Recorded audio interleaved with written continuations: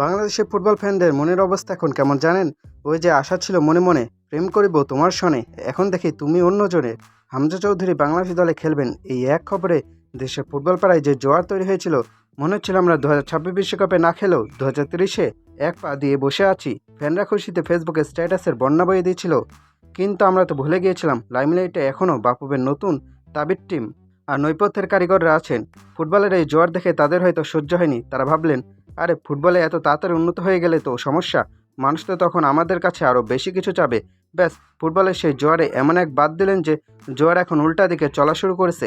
ঘটনাটা একটু খুলেই বলি, বাংলাদেশ দলের জন্য কোচ খোঁজা হচ্ছিল, তো জার্মানির হাই প্রোফাইল কোচ বার্নস্টক বাবুকে একটা অফার দিলেন। অফারটা কেমন ছিল জানেন?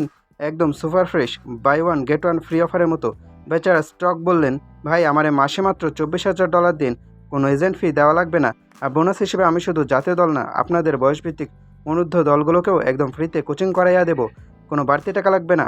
ভেবে দেখেন, $24,000-এও কোচ পাচ্ছেন, আবার ব্যাকআপ হিসেবে জুনিয়রদের ট্রেনারও পাচ্ছেন। যে কোনো বুদ্ধিমান দেশের ফুটবল বোর্ড হলে এই অফার পেয়ে খুশিতে কোচের পায়ে লুটিয়ে পড়তো। কিন্তু আমাদের বাফুফে কি এতই বোকা? তারা তো মাস্টার মাইন্ড, বিশেষ করে আমাদের টিটু বস।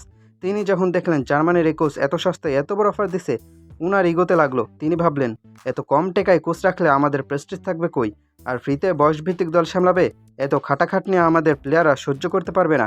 তাই টিটুবাস কোচের সামনে এমন একটা অ্যামাউন্ট বা টাকার অফার করলেন, যেটা শুনলে যে কোনো আত্মসম্মানবোধ সম্পন্ন কোচ বাংলাদেশমুখী বিমান বাদ দিয়ে উল্টো দিকে দৌড় দেবে। বাফুফের অফারটা সম্ভবত এমন ছিল, স্যার $24,000 তো অনেক বেশি, আমরা আপনাকে মাসে 24,000 টাকা দিতে পারি, সাথে দিনে 2 বেলা চা সামোসা ফ্রি। মানে সোজা বাংলায় ওনাকে এমন অফার দেওয়া হয়েছে যেন উনি নিজে থেকেই বলেন, ভাই মাপ চাই, আমি বাংলাদেশে আসতাছি না। ফুটবল ফ্যানরা ভাবছিল, কাজী সালাউদ্দিন যাওয়ার পর বাফুফেতে বুঝি সুদিন ফিরবে, নতুন কমিটি এসে ফুটবলের চেহারা বদলে দেবে। হ্যাঁ, চেহারা তারা বদলাচ্ছেন, তবে ভালোর দিকে না, আরও ট্রলের দিকে। হামজা চৌধুরীকে দলে এনে যে হাওয়াটা গরম করা হয়েছিল, একটা ভালো কোচ না থাকলে সেই হামজা একাই বা কতটুকু করবেন?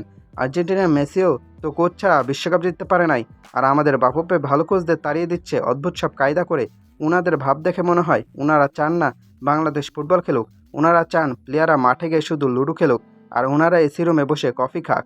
ধন্য আমাদের টাবির টিম, ধন্য আমাদের টিটুবাস। ফুটবলের জোয়ার নিজ হাতে কীভাবে মারতে হয় তা ওনাদের কাছ থেকে টিউটোরিয়াল নেওয়া উচিত।